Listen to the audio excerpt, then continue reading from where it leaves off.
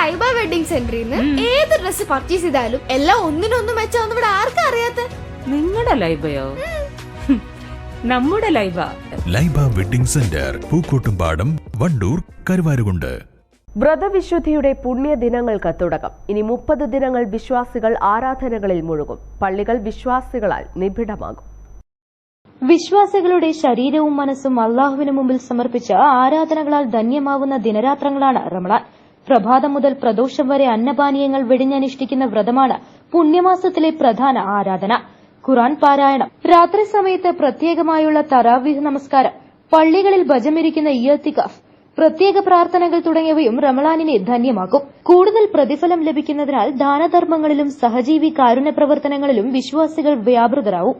നോമ്പുമാസത്തിലെ ആദ്യ 10 ദിനങ്ങൾ കാരുണ്യത്തിന്റെയും തുടർന്നുള്ള 10 ദിനങ്ങൾ പാപമോചനത്തിന്റെയും അവസാന 10 ദിനങ്ങൾ നരകമോചനത്തിന്റെയും ദിനങ്ങളായതിനാൽ അതത് ദിവസങ്ങളിൽ പ്രത്യേക പ്രാർത്ഥനാ വചനങ്ങളും വിശ്വാസികൾ ഉരുവിടും. കടുത്ത വേനൽ ചൂടിലെ വ്രതാനുഷ്ഠാനം കാഠിന്യമേറിയതാണെങ്കിലും ആത്മനിർവൃതിയിൽ വിശ്വാസികൾ ശരീരവും മനസ്സും സമർപ്പിക്കും.